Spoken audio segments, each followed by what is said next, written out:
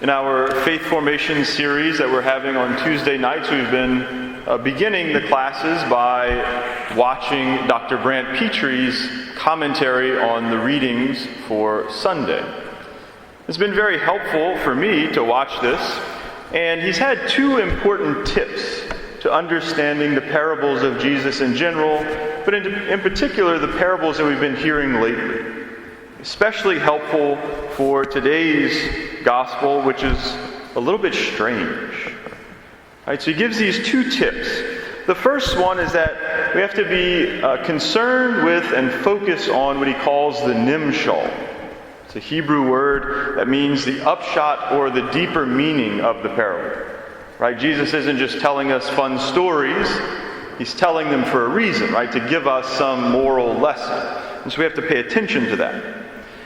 And the second thing that he talks about is this twist that is always present in the story. There's always something that is unexpected in the story that sort of grabs our attention better than just sort of telling us a lesson could do. And so this is very helpful, as I mentioned, for the gospel this weekend, because it's maybe the most difficult parable to understand. Right, we have this very strange things going on where this dishonest steward is commended.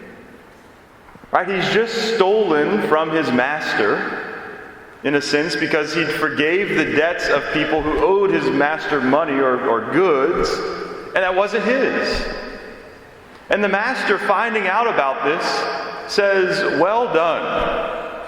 Right, you acted well. This is very strange. What's going on?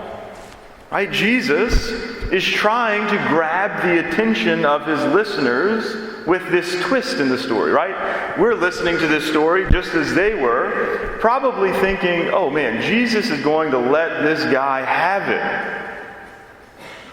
Right? We know the law. We know that you shouldn't take what is not yours. We've heard Jesus speak. Right? We know that he is an honest and upright man. And so he is going to let this dishonest steward have it.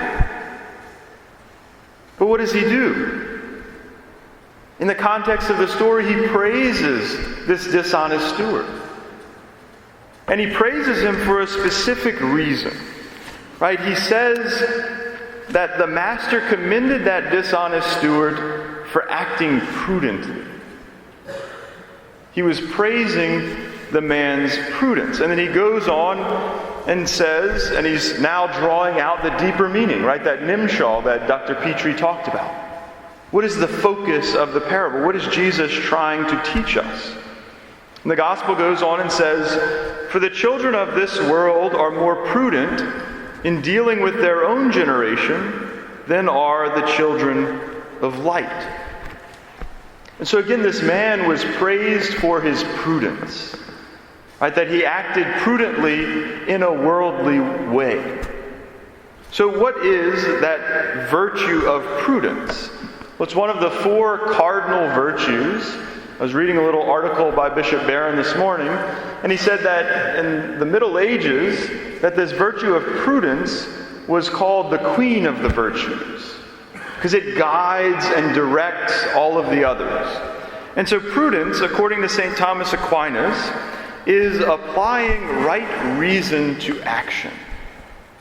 And we see this in the life of the dishonest steward. Right? He sees what is coming to him.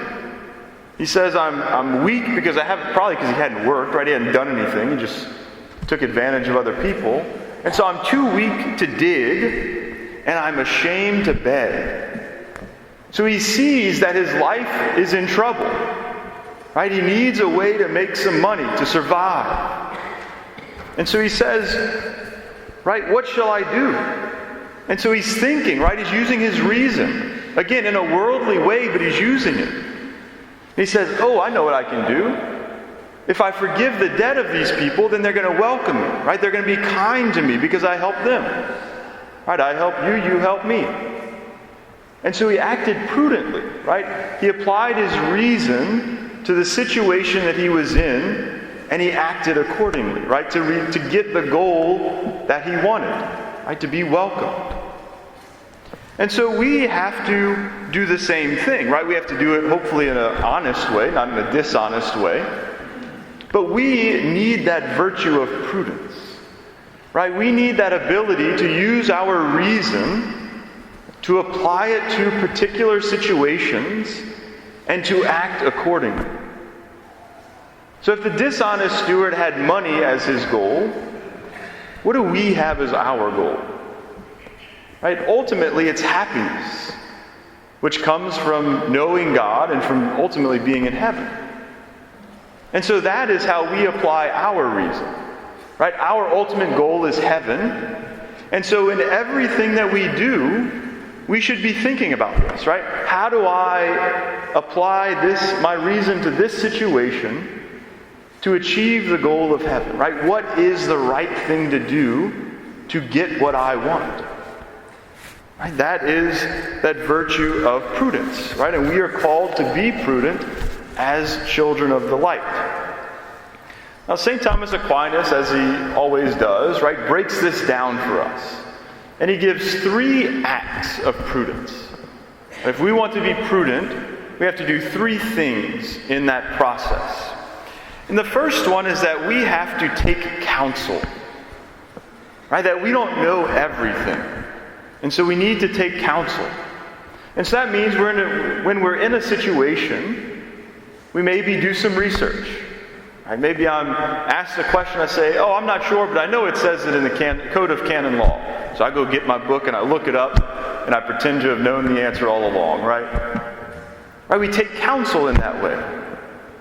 Or maybe if I don't know the answer or don't know where to find it, I call one of my other priest friends and say, hey, I have this situation. What would you do? Or what do you think about it? I do that quite frequently because I don't know. Right? So that's that first step in being a prudent person, in knowing what to do, is that we have to take counsel, we have to get information on the situation. The second act of prudence that St. Thomas defines is that we have to make a judgment. Right? We don't have the luxury of sitting around forever just gathering more and more information. If it's a pretty simple question, then we don't waste a whole lot of time on it. If it's a major question, then maybe we spend more time taking counsel, thinking about it, getting input.